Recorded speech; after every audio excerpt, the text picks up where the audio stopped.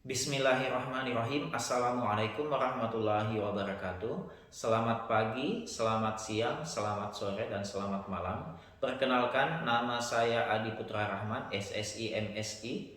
Saya adalah salah satu dosen di program studi Agribisnis S1 yang kemarin berpindah ke program studi Informatika, namun kembali berhome base di program studi Agribisnis S1 di Perguruan Tinggi Swasta Institut Teknologi dan Bisnis Muhammadiyah Polewali Mandar, Provinsi Sulawesi Barat. Tujuan pembuatan video ini adalah dalam rangka pemenuhan syarat pengajuan sertifikasi dosen, tepatnya sebagai bentuk pernyataan diri dosen dalam unjuk kerja Tridharma Perguruan Tinggi atau disingkat PDD UKT PT, khususnya dalam aspek pengajaran.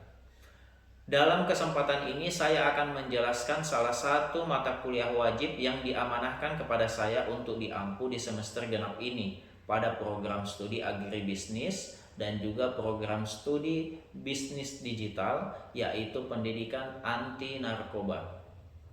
Mata kuliah ini diprogram pada semester genap dengan bobot 3 SKS. Mata kuliah ini memiliki capaian pembelajaran, yaitu pertama, mahasiswa mampu memahami ilmu anti narkoba. Kemudian yang kedua, mahasiswa mampu memahami bahaya dari penyalahgunaan narkoba. Kemudian yang ketiga, mahasiswa mampu memahami ragam prestasi dengan menjauhi narkoba. Dalam pembelajaran mata kuliah ini menggunakan bahan ajar berupa slide PowerPoint, kemudian buku ajar baik cetak maupun elektronik, dan referensi lain baik itu jurnal maupun beberapa berita-berita yang mendukung cakupan rancangan pembelajaran mata kuliah pendidikan anti narkoba. Perlu untuk dikenali bahwa institusi kami menerapkan metode pembelajaran blended learning, di mana metode ini mengkolaborasikan pembelajaran langsung atau sinkronos dengan pembelajaran mandiri atau asinkronos. Metode pembelajaran langsung yang dilakukan secara langsung di kelas dengan cara ceramah dan menampilkan slide PowerPoint dan beberapa materi-materi lainnya. Sedangkan metode pembelajaran mandiri dilakukan secara online dengan media Zoom Meeting maupun Google Meet serta video YouTube. Kami juga menggunakan electronic learning yang diberi nama sistem pembelajaran daring atau disingkat dengan sparring, berbasis website yang hanya dapat diakses oleh kalangan mahasiswa, internal mahasiswa, dan sivitas akademika dalam upaya pemberian materi dan penugasan atas materi kuliah yang sedang, telah, atau akan dipelajari. Sistem ini juga mendukung presensi mahasiswa secara mandiri di akun masing-masing mahasiswa. Metode pengajaran yang saya gunakan dalam membawa mata kuliah pendidikan anti narkoba adalah perpaduan slide PowerPoint dan video pembelajaran yang kemudian difasilitasi perangkat lunak berbasis Windows hingga Android atau smartphone, dengan tetap mengajak mahasiswa untuk aktif berdiskusi baik individu maupun kelompok. Tak lupa juga dibarengi games dan juga challenge sebagai sarana yang diharapkan memotivasi daya belajar mahasiswa. Saya juga mengadakan evaluasi sebagai parameter sejauh mana tingkat pemahaman mahasiswa akan materi yang telah dilalui dengan penugasan dan ujian yang terbagi 2 sesi, yaitu ujian tengah semester atau UTS dan ujian akhir semester atau UAS. Demikian penjelasan saya terkait mata kuliah pendidikan anti narkoba yang saya ampu. Selanjutnya mari kita menyaksikan sampel video pembelajaran yang saya lakukan di kelas. Terima kasih. Bismillahirrahmanirrahim. Assalamualaikum warahmatullahi wabarakatuh. Waalaikumsalam warahmatullahi wabarakatuh. Ya, dan selamat siang semuanya. Ya. Alhamdulillahirabbil alamin wa bihi nasta'in wa ala umuri dunya waddin. Wassalatu wassalamu ala sayyidina Muhammadin wa ala alihi washabihi ajmain. Amma ba'd. Alhamdulillah pada kesempatan kali ini kita sudah ketemu dalam perkuliahan yang ke-14 ya. Jadi alhamdulillah pada perkuliahan yang ke-14 ini kita sudah memasuki 2 pertemuan lagi kita akan mengadakan ujian akhir semester ya. Jadi di perkuliahan lalu kita kan sudah mempelajari tentang bagaimana penyalahgunaan narkoba dapat merusak jiwa dan raga, termasuk juga beberapa materi yang lain, yakni pandangan kita tentang penyalahgunaan di kalangan masyarakat. Dan insya Allah di pertemuan selanjutnya kita akan membahas tentang pandangan ilmu kimia terhadap penyalahgunaan narkoba. Ya, jadi ternyata pada bidang ilmu kimia ini sangat kompleks untuk membahas tentang materi-materi apa yang digunakan ya pada saat menyalahgunakan narkoba. Jadi di dalam penyalahgunaan narkoba itu ya di dalamnya ada zat-zat terlarang yang bersifat ilegal, tetapi dalam konteks tertentu ya utamanya di bidang kesehatan, zat-zat ini termasuk dalam zat-zat yang legal atau diresmikan, tetapi tentu dengan beberapa kadar-kadar tertentu ya. Kita akan bahas itu nanti di pekan depan. Tetapi pada hari ini kita akan membahas pandangan ilmu biologi terhadap penyalahgunaan narkoba. Nah, seperti yang ada di slide di atas, adik-adik bisa lihat ya. Jadi sebelumnya saya mau minta dulu semangatnya. Mana semua semangatnya?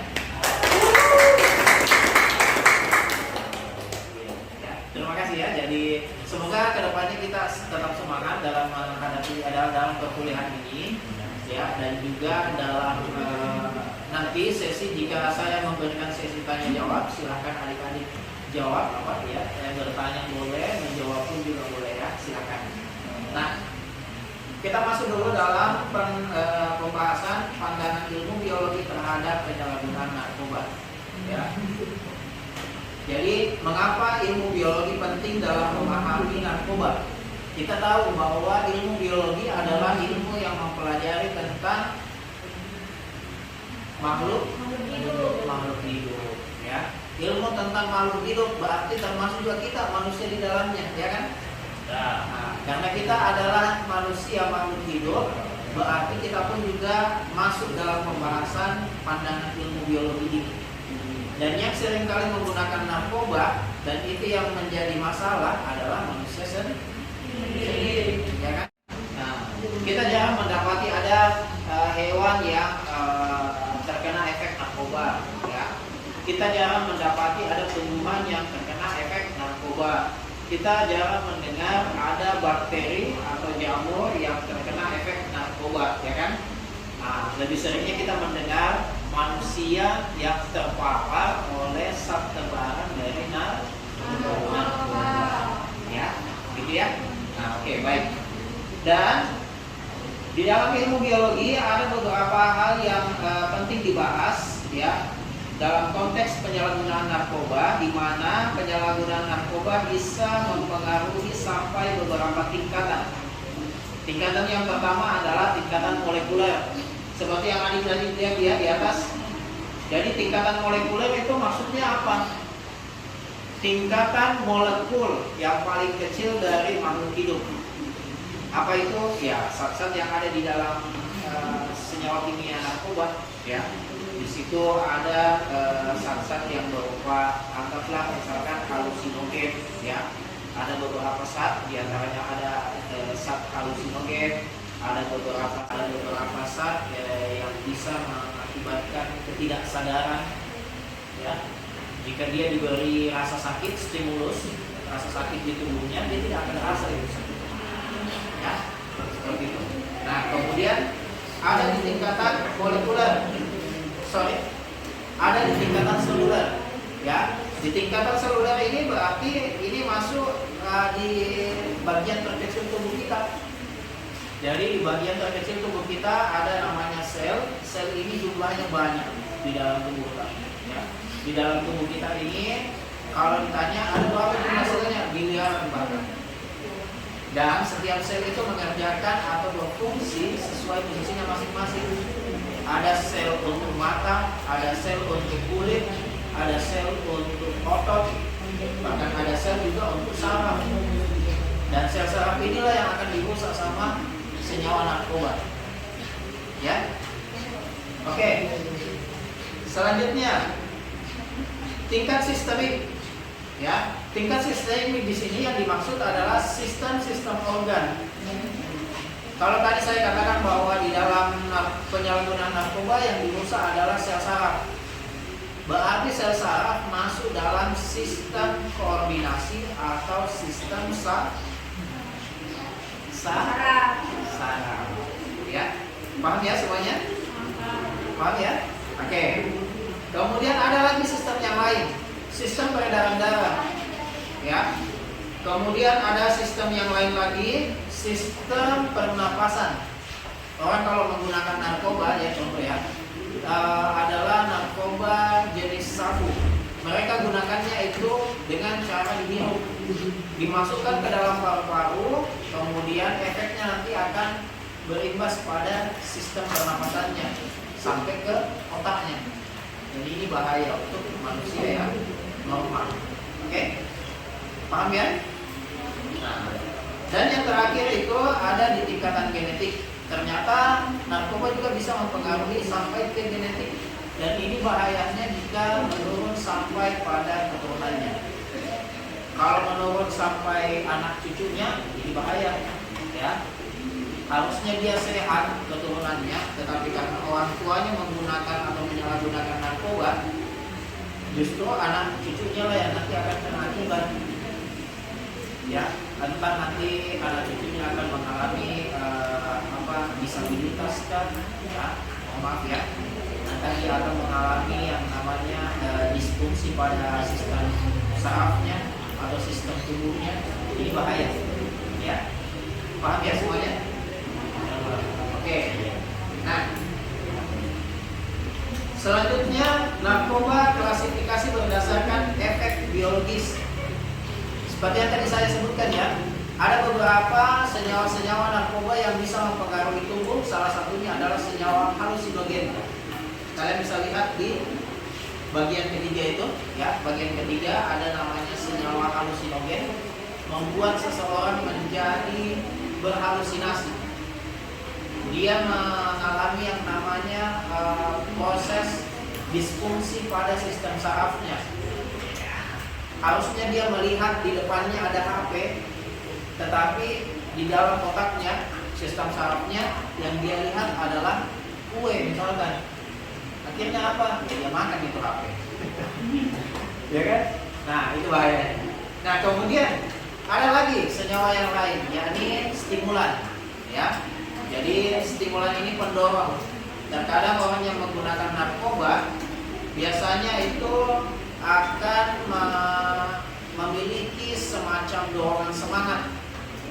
Awalnya dia tidak semangat untuk bekerja, tapi saat dia menggunakan narkoba jenis tertentu, ya, maka dia bisa mengerjakan kegiatan apapun, ya, di luar stamina orang normal. Dan ini bahaya, ya, ini bahaya. Karena setelah dia menggunakan narkoba itu, dia pasti akan minta lagi. Dia akan menggunakan obat itu lagi hingga akhirnya dia akan mengalami ketergantungan. Ya, seperti itu. Kemudian ada efek depresan. Ini yang bahaya.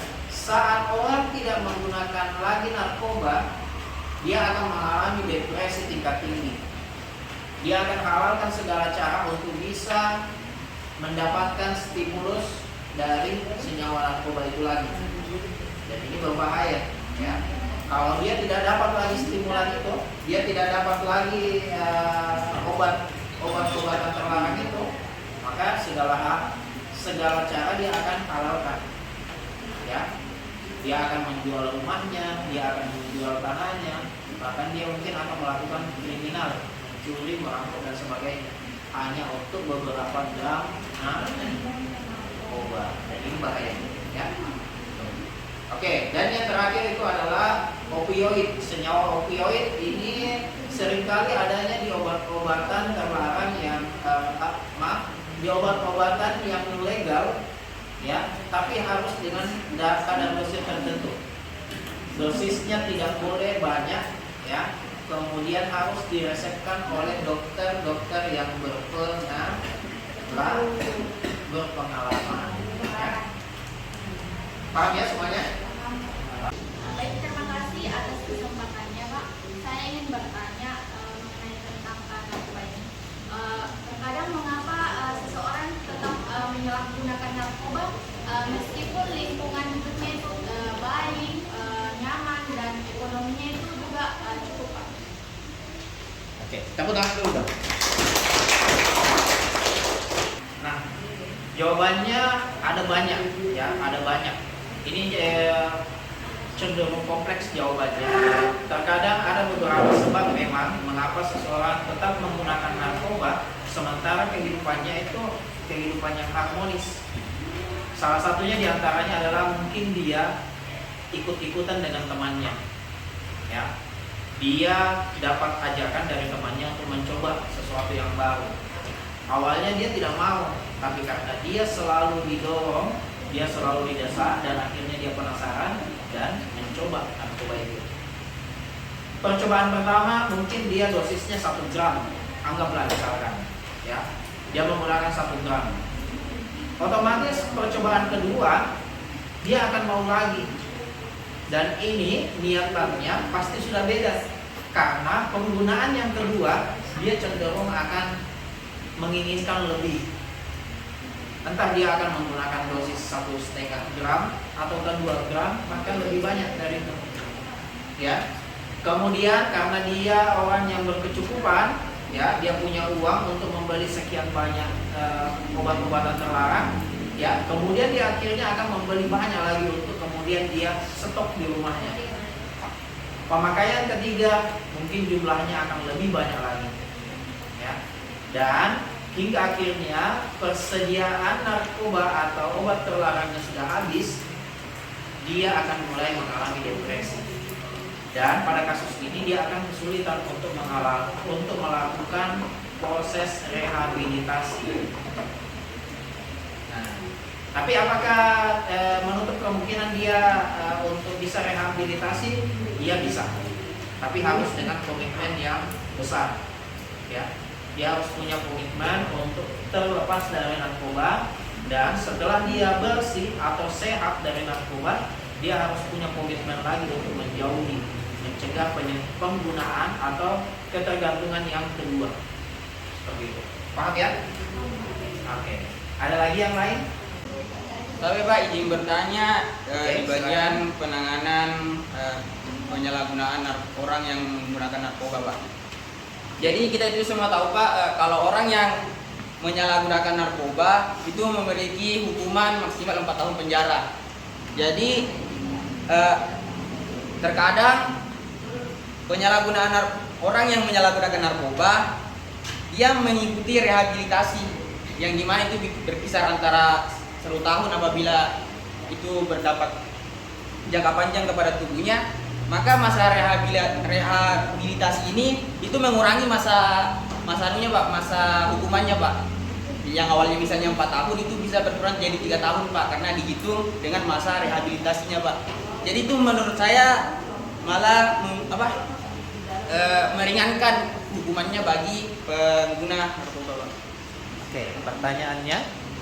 Jadi kenapa itu, Pak? Karena malah hukumannya malah meringankan, Pak. Jadi malah membuat orang yang pengguna penyalahgunaan narkoba itu malah menganggap bahwa hukumannya itu ringan, Pak.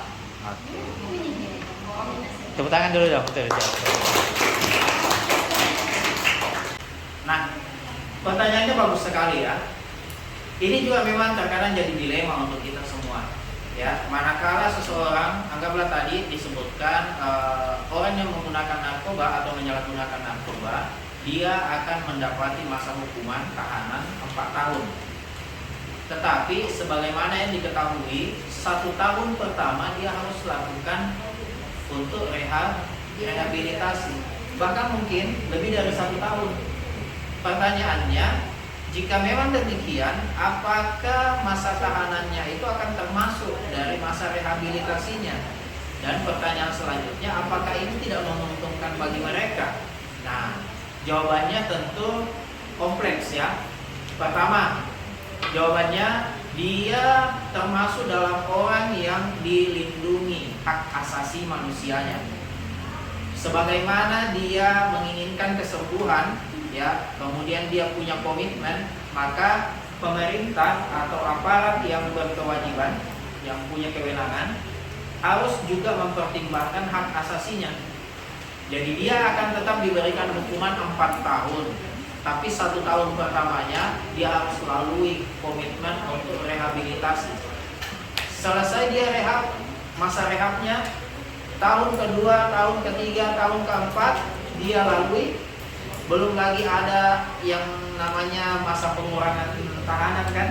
Nah, masa pengurangan tahanan inilah yang juga nanti menguntungkan bagi mereka yang komitmen rehabilitasi. Sehingga ini pun juga bisa menjadi penyemangat dia untuk kembali hidup normal gitu, ya. Kemudian bagaimana kalau pandangan orang-orang mengatakan, wah kalau begitu tidak adil dong. Harusnya masa tahanannya ditambah lagi 1 tahun. Lagi-lagi kita harus memperhatikan dari segi kemanusiaan. Ya, jika ada orang yang memang ingin sembuh, ya kita beri kesempatan untuk sembuh. Ya, yang harus kita perangi adalah pengedarnya. Ini yang penting. Yang harus kita perangi adalah pengedarnya. Apalagi jika dia pengedar, tetapi juga dia bukan pemakai. Berarti dia tahu bahwa barang yang dia edarkan adalah barang haram, dan dia tahu efeknya itu tentu tidak baik, tapi justru dia tetap mengedarkan barang tersebut. Makanya pengedar narkoba di undang-undang pidana kita di negara kita itu cenderung diberi hukuman berat, bahkan sampai pada hukuman eksekusi. Jadi ini harus hati-hati ya. Ini harus hati-hati dan selalu dikaji serta dipelajari, dipertimbangkan agar kalian selalu terhindar dari penyalahgunaan narkoba. Oke, tepuk tangan dulu dong. Oke, selanjutnya. Kan pengguna narkoba melalui masa rehabilitasi, Pak. Jadi pertanyaan saya, mengapa rehabilitasi narkoba harus menggunakan pendekatan biologis? Itu saja, Pak. Terima kasih. Oke, tepuk tangan dulu dong untuk jawabannya. Oke, mungkin ada yang mau menjawab pertanyaan dari temannya? Oke, silakan. Baik, Pak. Saya akan menjawab pertanyaan guru 5 Manaj. Mengapa rehabilitasi narkoba harus menggunakan pendekatan biologis? Karena kecanduan menyebabkan perubahan nyata pada otak dan tubuh. Oleh sebab itu, rehabilitas perlu dilakukan melalui terapi obat, terapi perilaku, dukungan sosial, serta pemilihan kondisi fisik agar proses penyembuhan lebih efektif. Oke, tepuk tangan.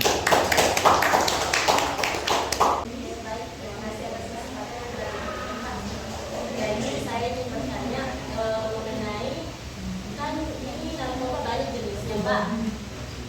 Apakah setiap narkoba itu sama efek jangka panjangnya? Dan kan untuk pecandu narkoba atau yang menggunakan narkoba itu efeknya ada berdampak sama genetik, kan, Pak? Ya. Nah, apakah itu setelah di generasi berikutnya akan berdampak pada generasi itu lagi setelah narkoba yang digunakan sama si pecandu yang di awal, Pak? Oke, tepuk tangan dulu dong untuk pertanyaan. Nah, pertanyaannya bagus sekali. Mungkin ada yang bisa menjawab? Saya, Pak. Oke, silakan. Saya akan menjawab pertanyaan dari Sabrina, silakan. Menurut saya tidak. Kenapa? Karena setiap jenis narkoba memiliki dampak jangka panjang yang berbeda-beda, tergantung jenis zat yang terkandung dan cara penyalahgunaannya. Dijelaskan ya, Pak? Ya, boleh. Narkoba misalnya, narkoba jenis stimulan lebih banyak merusak jantung dan otak. Narkoba jenis depreson dapat mengganggu fungsi otak dan pernapasan. Oke. Kasih untuk jawabannya. Baik Pak, saya mau bertanya, jadi bagaimana dampak penggunaan jangka panjang otak terhadap sistem saraf pusat dilihat dari aspek adaptasi otak Pak? Itu saja. Oke, tepuk tangan untuk pertanyaannya Yongki. Jawaban dari pertanyaan itu adalah bagaimana dampak jangka panjangnya kepada otak terhadap otak dari penyalahgunaan narkoba.